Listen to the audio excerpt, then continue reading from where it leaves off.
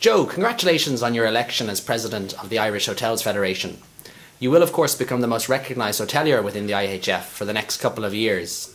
For those that may not know you, tell us a bit about your background.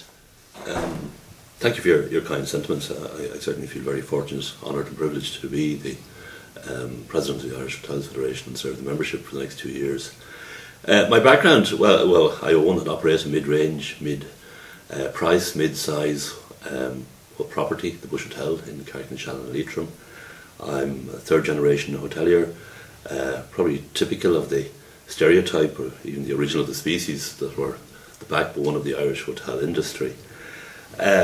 Big ground floor business, GA, IFA, meat and two veg, 60 wonderful employees. On the environmental thing, first hotel in Ireland to get and the UK actually, to get the eco label for environmental sustainability and excellence in environmental management.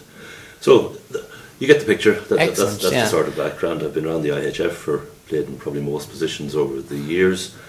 Been involved in regional and national tourism forums and organisations, and I guess I'm probably quite a contrast from the outgoing President, Steve McNally, with an outstanding presidency. But I think there's no harm in that I'm different, because I think it's important that the President reflects the diversity of the membership of the industry as well. Very true, and 2015 has been a very strong year for tourism. There's been a big surge in international visitors, and indeed the domestic market has rebounded to a certain extent. That can only be good for the overall health of the hotel sector, but it's not evenly spread. Dublin and some of the other tourism honey spots seem to be doing very well, but maybe some of the non-urban centres aren't doing as well as other locations. Yeah, I fully concur with those sentiments. There is no doubt that overall visitor numbers and revenues have greatly improved and continue to do so. And we're now experiencing growth on the domestic front also. But you quite rightly point out, and it's very apparent to me, that this recovery is anything but uniform. In fact, I would go so far as to say that it's actually a three-tier or three-speed recovery. I mean, obviously we had Dublin City, by the way, is doing very well, showing very strong business at present. And at the next level then you have places, the Galways and Killarneys and Kilkennys and so on, and they're now showing quite strong, solid improvement. But when you go outside there into the more rural and maybe non-traditional tourism spots, things are really just coming around, just bottoming out and so on. And these places are probably, even at best, are just showing quite modest, incremental, non-spectacular growth. And that's certainly a long way to go from where they come from. 3 hotels closed since Christmas in the west and the southwest. 180 rooms, 140 jobs. It's very important that the benefits of tourism are spread as widely as possible, because 80% of all the tourism revenue in Ireland is generated in just 5 counties: Dublin, Cork, Kerry, Clare, Limerick. So we really try to look at that distribution, and I think by clever addressing those issues that we can actually do something about that. Yes, and the underutilisation of capacity in some of those more rural centres is contrasted to the situation in Dublin, where demand is far exceeding supply, and that's putting an upward pressure, of course, on prices here in Dublin City. Do you have any views on that? I certainly do. There is undoubtedly a blockage in Dublin. There simply aren't enough rooms at certain times, not all the time. And so on. And as I say, it is a city centre between the canals. There is an urgent requirement for more capacity, for more rooms and more hotels.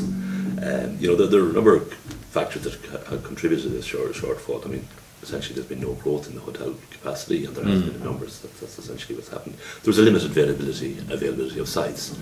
And for those sites that are available, you're competing with maybe higher yield potential office developments and so on. We have our development costs, building construction costs are very high. We're very highly regulated economy, which probably adds to the issue. Our planning process, I think, is cumbersome. I do think by maybe looking at some of the height issues of buildings that we could address some of the capacity quite rapidly. So maybe relaxing some of the height restrictions. Absolutely, yeah. And on that value for money point, I mean, operating a hotel, running a hotel is not easy. It's not a cheap business at all. Are there concerns that the costs within the economy, things like utilities, things like rates and so on, are too high? Absolutely. I mean, our competitiveness has absolutely helped us to drive us and help us through recovery. And we really have to be relentless in maintaining our competitiveness. And there are, as you said, there are threats looming. I mean, we must ensure that our labour costs are competitive, but that they will also be proportionate and affordable. I mean, VAT at 9%, I mean, I think it has been the greatest job creation strategy since the history of the state. There are hotels out there that would not be around or that not to be there.